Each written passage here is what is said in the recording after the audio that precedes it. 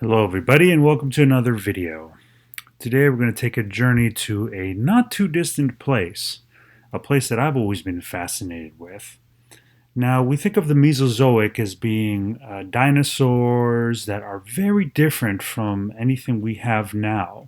So it's very exotic, but by comparison the Cenozoic and all the megafauna, the mammals, have descendants, many of them, that are familiar with us. So it's like a world where we can find ourselves somehow relating to. And it's a place that, frankly, if I had to choose a time to go back to, it would be this time, because this is the time that humans became what they became. So let's take a journey into the Cenozoic world together, shall we? Well, to start, let's talk about what happened after the so-called asteroid hit the Earth, right, and killed off the dinosaurs during the KPG extinction, that Cretaceous Paleogene extinction. Of course, an asteroid hitting your planet would, by all intents and purposes, suck. But what about after? What happened to the environment? Well, you probably know. It kicks up a lot of dust, probably makes everything a little bit darker, less light gets through, decreased crops, food chains collapse, the world gets colder and harder to survive in, especially when you consider how warm the world was at the time. Now, we like to present the dinosaur extinction as this rapid event, but truth of the matter is they were declining before and well after the asteroid. So the environment was already starting to change. And one thing we did see when you look at the fossil record is volcanic activity really ramps up around this time. So there's a lot of debate about this. Interesting thing, whenever an asteroid hits the Earth, on the other side of the Earth, there's local volcanic activity in the form of a hotspot. So the kind of volcanoes that Hawaii has, for example. So who knows, maybe an asteroid hitting the Earth might actually trigger some volcanic activity. But nonetheless, the world got much harder, especially if you're a large animal that needs a lot of food. So, the Mesozoic was marked by the Triassic, Jurassic, Cretaceous periods, and when we talk about the Cenozoic period, the period of time that we're still in, we break it up into tertiary and quaternary periods. But, as you would imagine, the further back you go, the less information you have, the nearer the event, the more information you have. So we tend to kind of shift from talking about periods of time to now talking about epochs. So an epoch is basically a smaller unit of time, a subgroup of a period, and they're all characterized by distinct events happening during that time that are traceable in the fossil record. So it's one of those benefits you get from having a complete fossil record, or at least a better fossil record. So you can better understand the transitions in a more finer scale. So a lot of these terms might be familiar to you, but we're going to start with the Paleocene, move our way on up, and eventually we'll get to the Holocene, which is the period of time we're at now. So what was going on in the Earth? So the continents, of course, were doing what they always do, which is breaking up and moving around. At this point, Laurasia and Gondwana, both their own sort of supercontinents, they're now starting to break up into the continents that we know of today. Plate tectonics are moving things around. You can see on this GIF, you have, for example, India just running up the Indian Ocean there and colliding with the Asian continent, producing that white little spot that's the Himalayas, right? And these sort of things are happening all over the place. You also see the poles moving down and kind of flashing in and out. That's the so-called Ice Age. We'll get to that eventually. So let's start with the Himalayas. And a lot of our present mountain ranges that we know and love today can be traced to this period of time. And the Himalayas being the tallest mountains around, it's really a simple fact of they were just recently created, right? So the more recently created through up thrust like that, the higher they're going to be, right? They haven't had time for erosion to wear them down. But when you create a mountain range like this, what are you going to do? What are you going to do to the climate? What are you going to do locally? And maybe on a global scale, what's going to happen?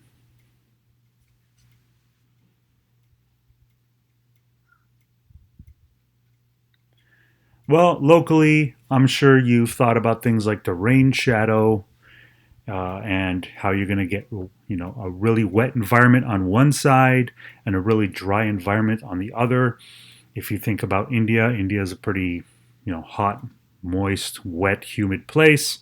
And on the other side of the Tibetan Plateau and the Himalayas, you have the dry areas of Western China, right? You have things like the Gobi Desert, for example. So it's typical, kind of what you see here, right? With the West Coast being, you know, wetter than the interior deserts, right? So that's a local thing, and it makes a lot of sense. What about globally? Well, globally, one thing you can expect with really high mountain ranges is you're going to alter circulation patterns.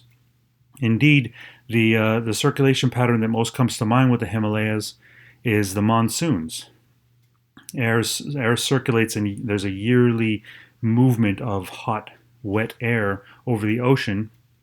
And as soon as it butts up on those Himalayas, it just dumps rain. And that's like the defining feature of the Indian subcontinent in Southeast Asia. And it's a product of these mountains. Now, at the same time, you're starting to see what we now call the poles, right?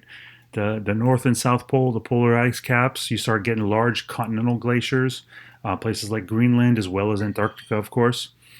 Now, there's a difference between these places. We like to lump them together as polar environments, and superficially they look very similar. But there is a fundamental difference between the Antarctic and the Arctic.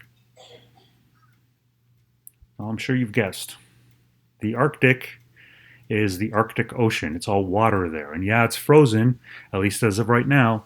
But it's underlying water. There's no land there per se. Whereas the Antarctic is a continent. It's a continent, and that's the reason why there's a more persistent ice sheet, because you have a continent, and that just favors having ice there more often, right? So underneath the Antarctic ice sheets, there's probably a whole slew of things we've never even thought about. And just for your funds, the aurora borealis is what you call it in the north. The aurora australis is what you call it in the south. And basically, this is just light displays in the ionosphere as things are getting all kinds of crazy charges that are bouncing off the highest reaches of our atmosphere. The most beautiful show on Earth, as far as I'm concerned. Now, the continents separate, and here is a list of our present-day continents and when they separated from each other. So it's not this one-time all event. It's a period that it's periods of time where they're connected and gradually losing their connections.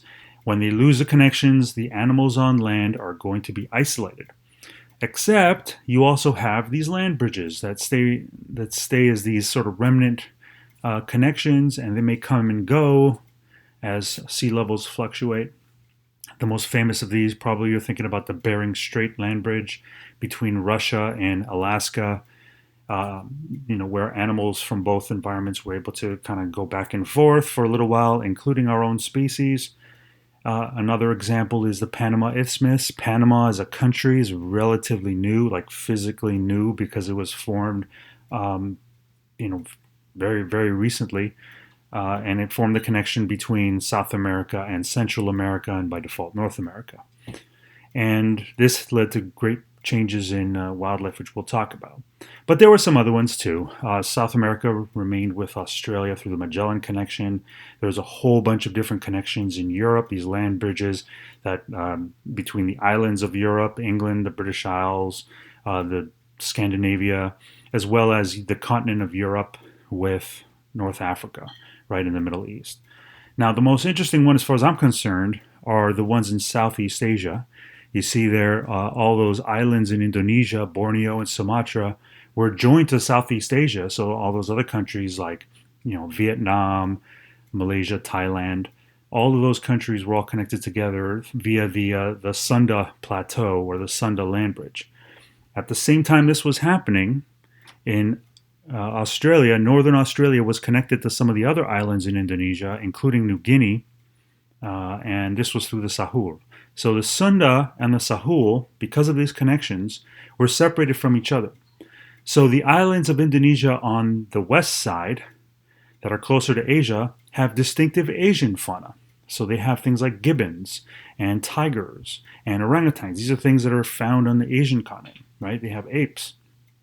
The Sahul, on the other hand, those islands have Australian fauna. So not only things like marsupials, but also Australian birds and Australian plants.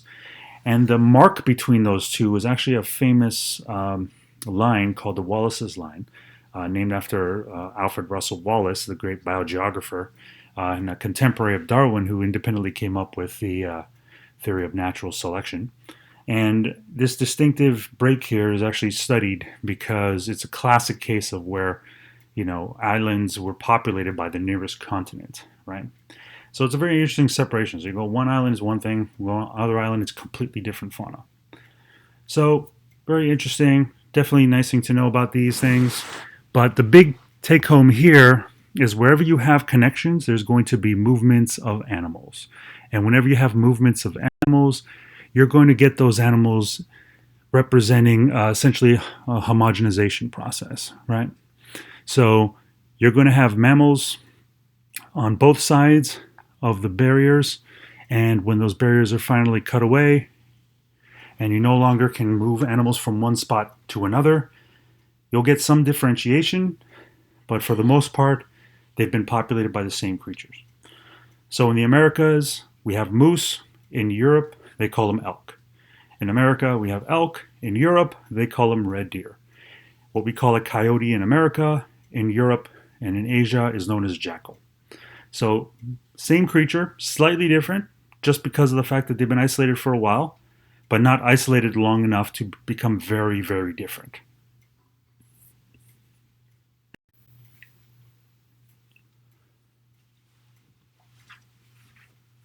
So during the first period, the Paleocene, and after the KPG extinction, the temperatures were still quite hot. Not quite as hot as they were during the dinosaurs, but they were still by all means a hothouse world, which is what we call it. And it reached its peak right around the division between the Paleocene-Eocene, which is why we call it the Paleocene-Eocene thermal maximum, or PET-M. And this time was associated with some extinctions as well. Not enough to qualify as a mass extinction event, but just enough to really change the environment. A lot of species in the ocean were killed because of these high temperatures, and also a lot of sort of remnant dinosaurs. So there were still some dinosaurs running around. So we're talking about millions of years following the Earth being hit by the asteroid that killed the dinosaurs. So the world was still kind of on a decline in terms of the dinosaurs anyway taking over, and there were really high temperatures, fairly high CO2 levels, and the world was still covered by tropical forests for the most part. There was very little environment besides sort of dense rainforest. So even at the poles, you had this. But one thing that was distinctly lacking during this time are really large areas of grassland. Why do you think this might be?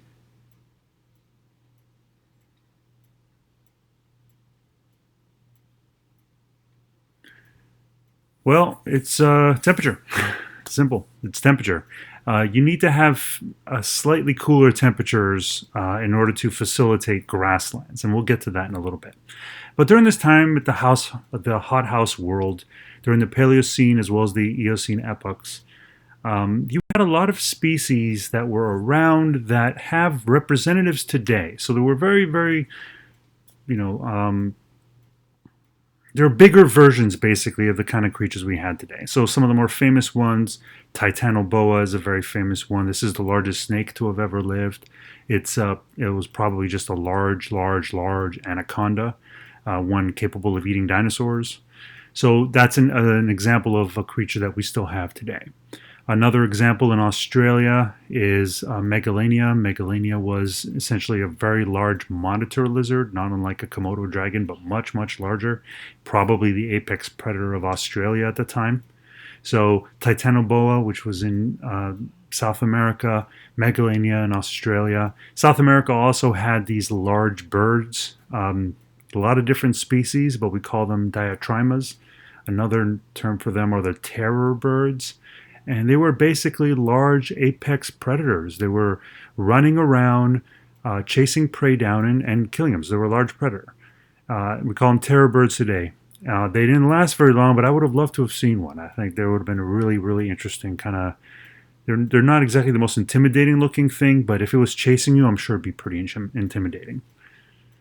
Now, another thing that was happening during this time is the breakup of the continents in a way increased the junctions between land and ocean. So in other words, there was more coastline. And what that did was it produced the conditions that allowed for the first sort of seasons to arise, right? The real distinct seasons where you had kind of tropical sort of situation where you have wet seasons and dry seasons. And with these wet seasons and dry seasons being present throughout, you now had plants that would coordinate their reproduction. And in particular, the flowering plants, the angiosperms. The angiosperms, the flowering plants is what they're called. The thing to remember about flowers is they're just a reproductive structure. So they tend to show up when reproduction has to happen. By having a distinct wet and dry season that was pretty easy to predict when it would start, you can now start to have flowers and blooming. So this occurred around this time. You started seeing a lot more flowers, a lot more pollination. You had a lot of insects at this time. You saw a sudden pulse of a lot of insect diversity. A lot of the insects that we know and love today, things like butterflies and bees, a lot of the pollinating insects, can be traced to this time. The earth was still pretty hot at this time, but the flowering plants were doing very well, and eventually would come to replace the gymnosperms as the main plant on land. And gymnosperms are things like pines and stuff like that, those kind of trees, evergreens. And angiosperms now are everything, right? I mean, they're like not only the biggest trees like oaks and magnolias and, sequoias and things like that. Or actually, not sequoias, sorry. Magnolias and oaks and things like that, but also the smallest flowers, right? The smallest weeds. They're all considered angiosperms. So they're by far the dominant plant. During this time, when you have these angiosperms, not only did you have the reproductive structure of flowers, but you also see a development in all different ways of dispersing seeds. Seeds started becoming bigger. You started forming things like nuts and stuff like that. And this was going to have a very profound effect on mammal evolution. And I'm sure you can guess how, right? You think of some of those first mammals, a lot of them, but not all, were consuming either flowers, nuts, seeds, or the insects that would pollinate these plants, right? So the first mammals very likely were very small, insectivores like Megazostrodon, which is the one shown here on the right, or you had these small little cynodonts that were basically rodents, kind of like a modern squirrel. Oxyania is an example of one, right? That's the ring-tailed animal you see right there. So these are creatures. Rodents, shrew-like creatures, these are the first mammals.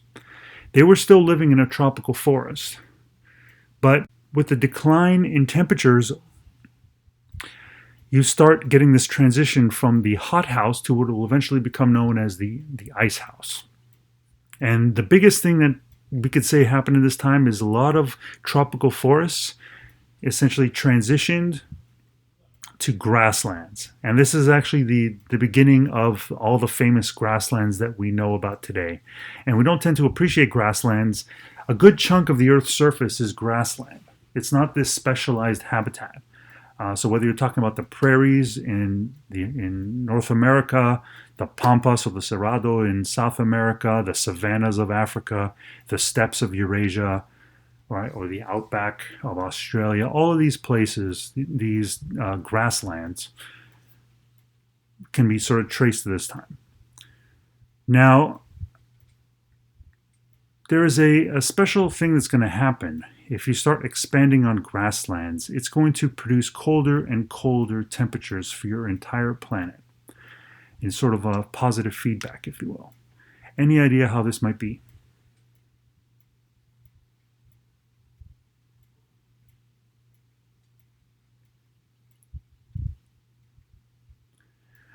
Well, Trees absorb carbon, they lock carbon away, and they tend to produce a very dense canopy. And they absorb and they don't reflect, which means they trap heat. A grassland, on the other hand, tends to be a lighter color and doesn't tend to trap heat. As a result, more of that heat is eventually going to escape, and it's going to increase the reflection of the sun's radiation. The light color in particular, we often talk about it increasing the albedo, the reflectance of solar radiation. The result is if you're reflecting it, you're not absorbing it, temperatures are going to drop. As temperatures drop, more and more grassland. So it produces this cooling effect. Now, this is going to be very important because grasslands and mammals go way back.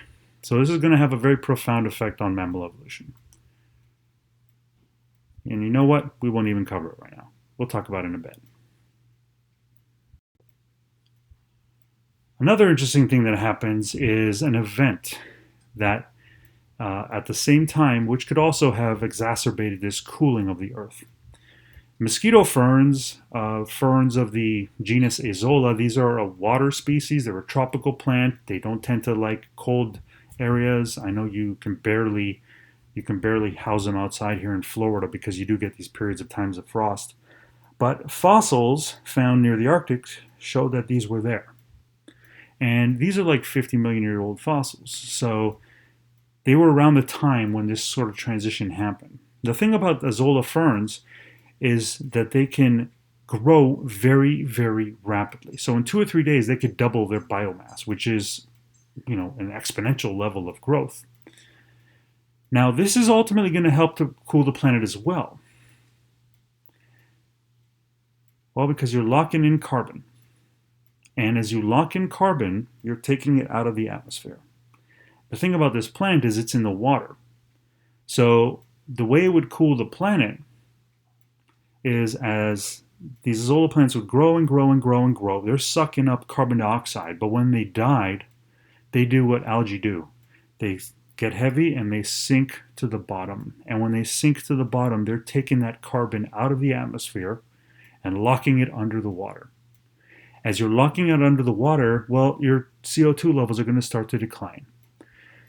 So that combined with the spreading of grasslands, you're cooling the planet and cooling the planet eventually to produce the Neogene. So up until now, we've been talking about the Paleogene. The Paleogene are, basically that hothouse world, that world after the dinosaurs that was in transition. But now the Neogene is where we're at. We often talk about the Neogene and we refer to it as the Ice Age. The Ice Age was part of it, but the Ice Age happened during the Neogene. But it's not just Ice Age. You also had this period of time where the world seemed pretty temperate and pretty nice, frankly. And this is where mammals took off. This is where mammals became the dominant form of life. This is when mammals started to explore the world, start to diverse, and you see the beginnings of all of the mammals that we know and love today. So all the modern mammalian orders can be traced to this time in the Neogene. So the Oligocene, the Miocene, and the Pliocene are what we're going to talk about right now. And the key thing here is these grasslands provided opportunities for animals to get very large as they move around the environment grazing, as they move around the environment browsing. So a lot of the mammals we know and love today reached huge forms during this time. And if you have herbivores like this, the predators will follow. And it started in the grasslands, but eventually the tundra, the boreal forests, and the deserts of the world will become colonized by mammals. You still have rainforests, you still have mammals there, and they will take a different path. But you see the beginnings of the groups that in many ways help shape not only the Earth today, but also our own trajectory as well. And in fact, we're one of them. So this cooling of the Earth, which has been referred to as Le Grand Coupeur, Le Grand Coupeur is basically a term to describe how this transition from a forest environment to a grassland environment and how that spurred all of this innovation. The Le Grand Coupeur is where you see the beginning of all of the giant prairies that go from being small little specialized habitats to essentially taking over the majority of the continents on which they are found. So you see this transition in a lot of species, especially when you have a good fossil record. And very few animals we have as good a fossil record as the horse. So here is the transitions of horses. Horses as a group evolved in North America. And they did go extinct and were brought back centuries later by the Spanish. And they recolonized in many ways their historic lands. But the evolutionary trajectory of the horse starts with Eohippus. And Eohippus is a small little horse about the size of a house cat. And it was a horse that lived in the forest and in the forest transitions. And it was a browser. So you can see here Eohippus, the smallest horse there. And you can see the transition in the bones of the foot, in the tooth shape, as well as in the areas of dentine shown here in blue with time. So there's a distinct pattern here. Why do you think this pattern is happening?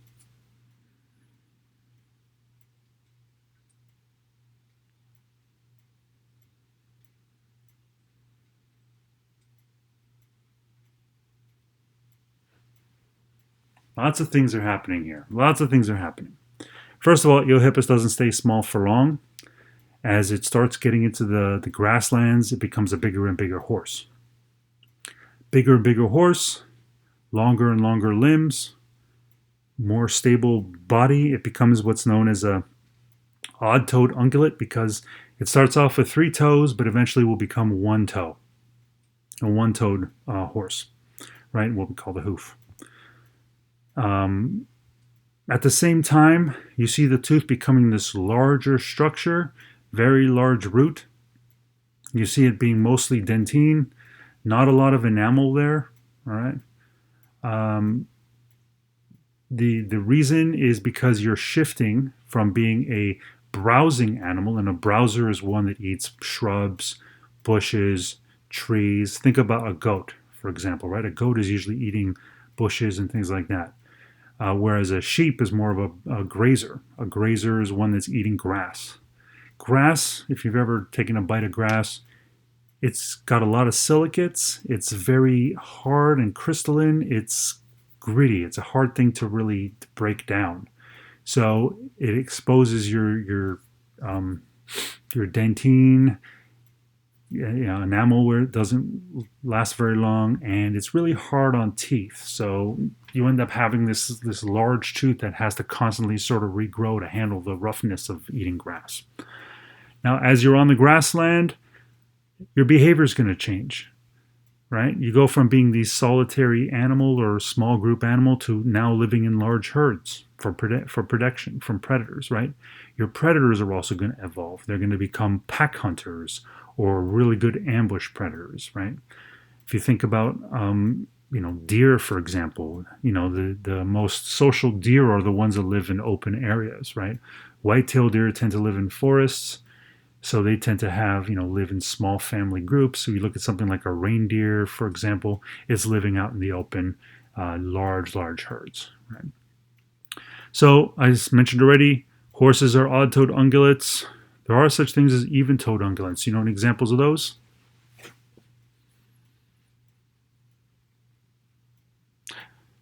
Well, horses are in a very special group, right? Including the tapirs, it includes the rhinos.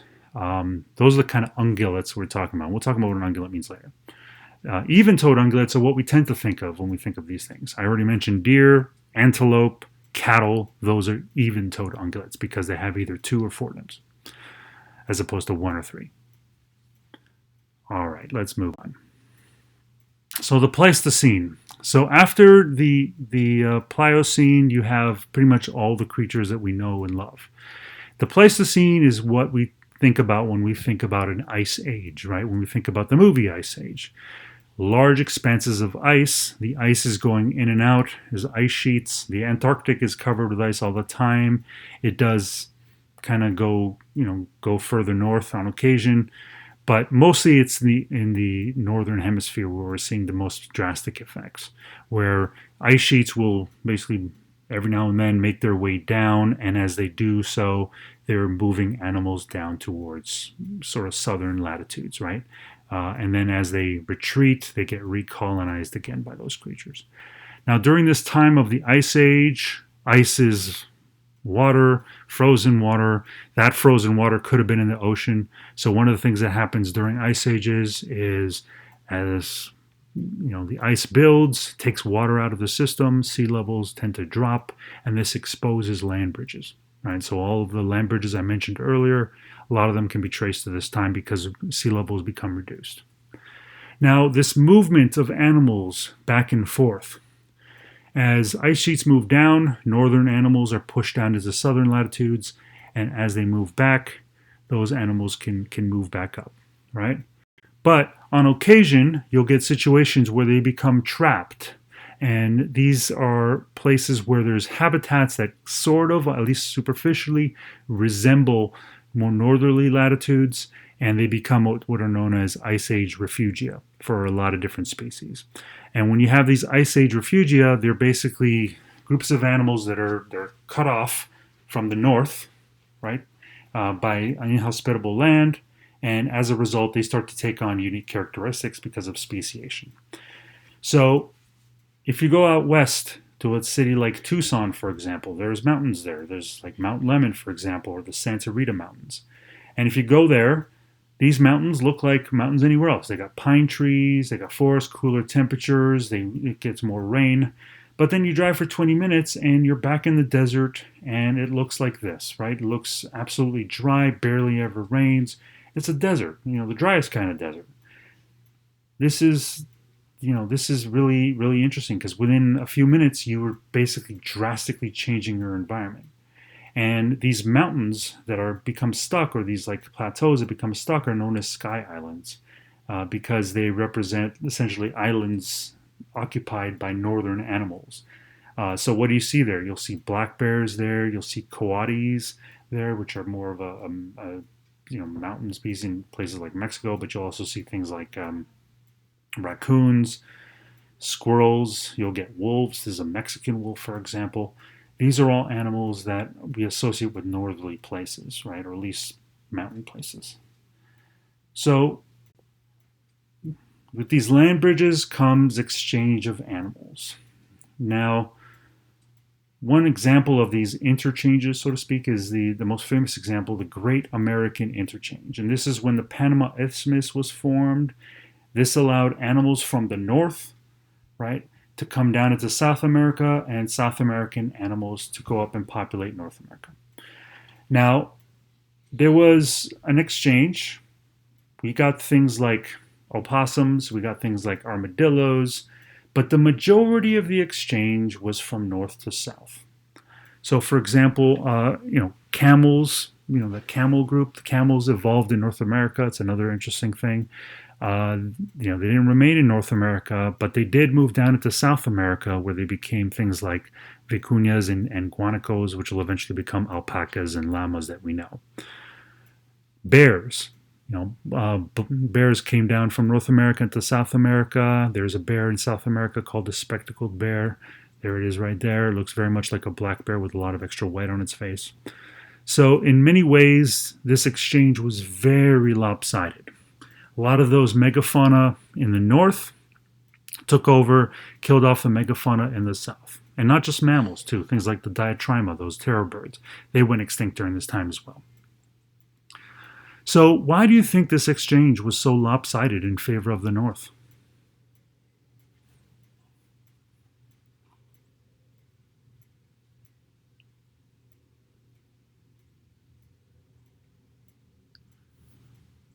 Well, there's a lot of reasons, but the main reason, by far, is that the north had larger animals and large hooved animals in many cases, but just larger animals in general.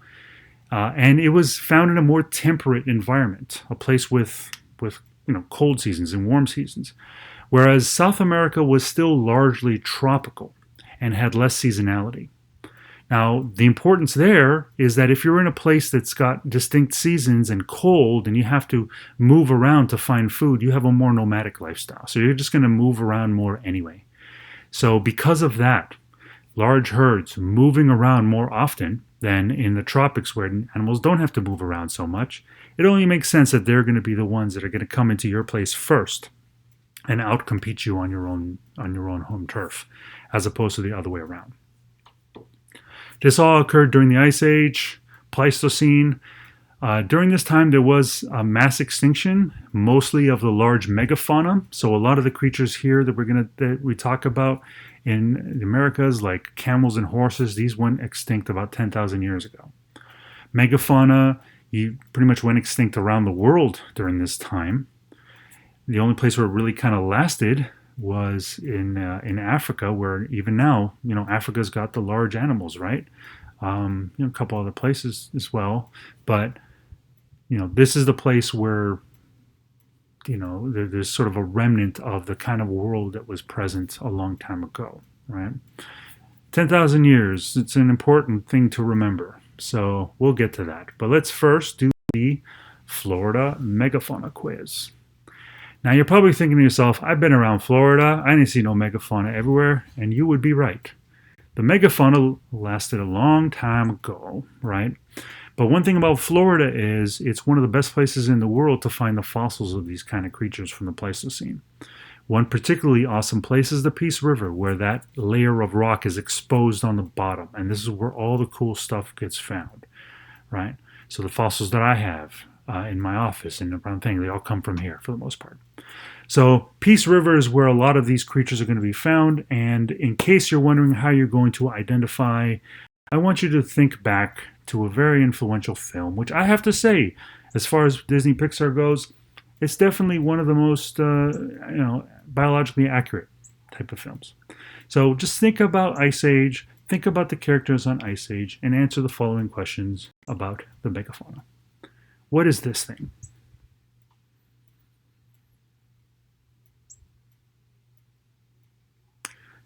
I'm sure you guessed Sid. Sid wasn't as bulky as this one here, but Sid is a ground sloth. This is a giant ground sloth.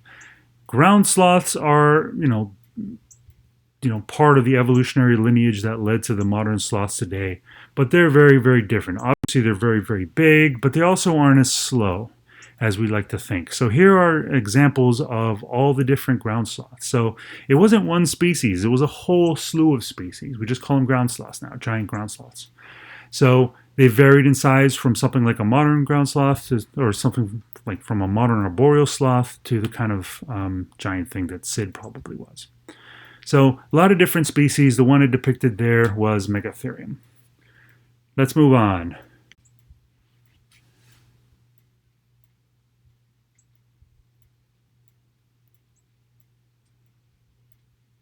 Yeah, I'm sure you guessed Diego. This was an easy one. You probably know that Diego is a saber-toothed cat. Even if you haven't seen Ice Age, you would know that. But there's no such thing as a saber-toothed cat.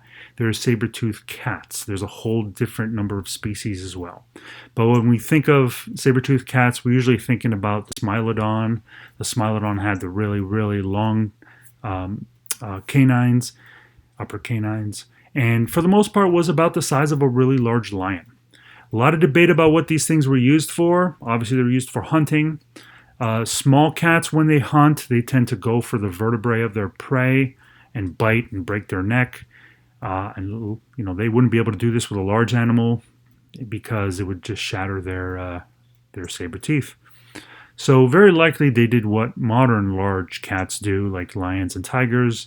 When they go after large prey, they'll jump on them and they'll try to inflict sort of mortifying damage on their throat. So very likely they probably use the saber tooth to cut through the throat of the animal. So they'd hang out the front and basically drain its blood. Pretty crazy, but this would have been an animal that would have terrified me for sure. So the Smilodon is what Diego probably was. Here's a slightly different question. Here are two things. One of them's a mammoth, one of them's a mastodon. And which one is Manny?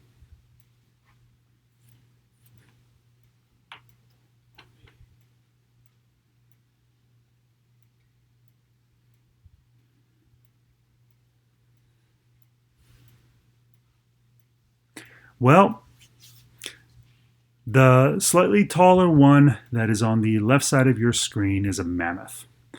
The shorter one is the mastodon. The difference between the two, even though superficially they look the same, they're a large elephant with hair on it. They're pretty different. They're actually, kind of contemporaries, lived at the same time, but they weren't even in the same genus. But they were both elephants.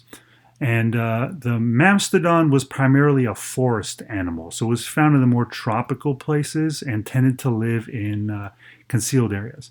Whereas the mammoth is more of a large herd animal, large herds that lived in the open grassland and even on the tundra, right? On the sort of like even on the ice sheets. So hence, by definition, Manny from Ice Age would have been a mammoth and not a mastodon. Even though you would have been fine if you made the mistake, a lot of people know this. All right, here's another one that wasn't Ice Age, at least not a major character. This would have been the coolest thing to see.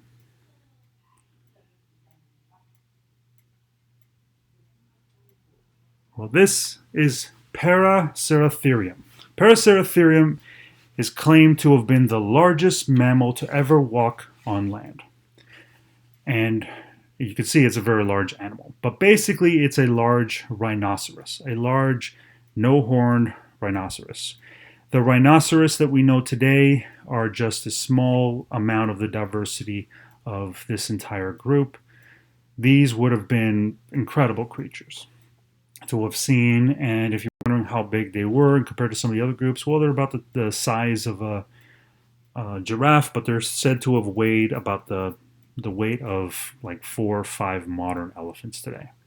So it would have been really incredible. Smithsonian Museum of Natural History has one of their legs shown on display there. It's a photo I took back in the day.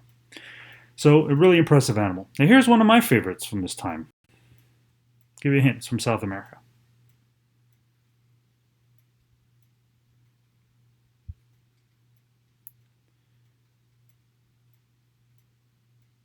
Well, these were also on Ice Age. They were kind of the comic relief type characters. And this is a glyptodont. Glyptodont are basically large armadillos. So it would have been a large furry armadillo, had a spiky tail. Not sure if it was used for defense or not, but basically the large version of the armadillos that are found today. Resembles kind of a modern day armadillo known as the fairy armadillo. You can see it's about the size of a person, so it's pretty impressive. I've never been able to find a fossil of these. Now here's another cool one.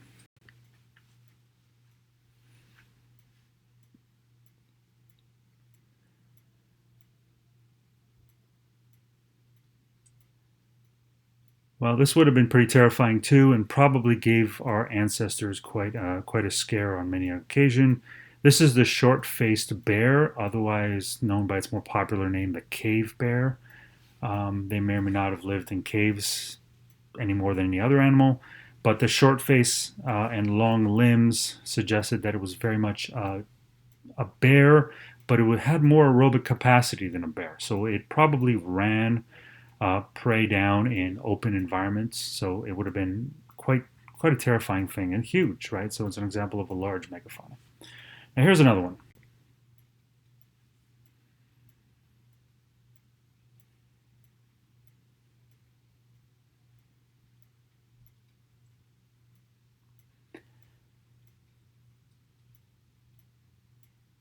Well, for all you fantasy novel slash TV adaptation fans, you probably recognize this as the direwolf, right? Just like Jon Snow and all the other Snow clan had this, right? In Winterfell, they had those direwolves. Basically, a large, sort of modern day gray wolf. Think of it as being a little bit larger.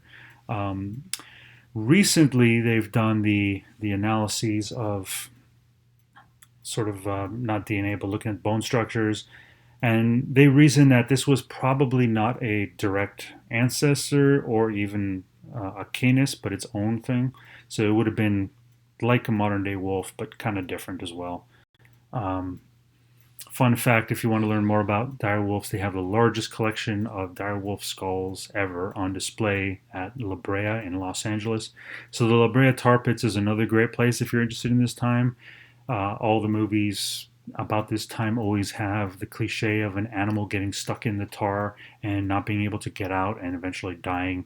And these are great sources of um, skulls and skeletal remains from this time period.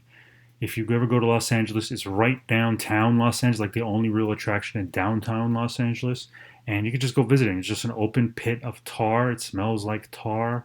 And you can actually see them pulling out things. They actually pulled out like part of a saber-toothed cat skeleton when I was there. Just kind of pulled it out. And just kind of like fishing on the bottom. It's very weird, but very, very productive place. And there's a great museum right there. So I'd highly recommend La Brea Tar Pits if you're out in LA. One last one, another very interesting one that I've always been enamored by.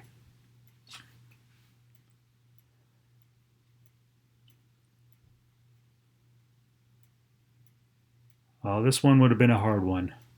This is the Entelodont. I told you about the terror birds. Welcome to the terror pig. This is an experiment in taking a pig form and turning it into a highly uh, specialized predator that chases things down. So, kind of taking, modern pigs are very much um, omnivores. Take that predatory instinct of pigs, multiply it, and see what you can get. You get something like an entelodont. These ones lived about 35 to 20 million years ago, and they roamed all over the northern hemisphere, from North America into Eurasia. And they were just a major predator, and bone evidence suggests that they were very, very common. So they must have been very, very good at what they do to have survived for as long as they did, as well as to take over as much of a land as they did. All right, so much for the mammals of the past. Let's talk about the mammals that are coming here. And we need to embrace the fact that we're talking about ourselves now, right? So we need to square that away. So we'll get to mammals, what it means to be a mammal, what a mammal is, and how a mammal can be. We'll talk about that on the next video. Until then, have a good day.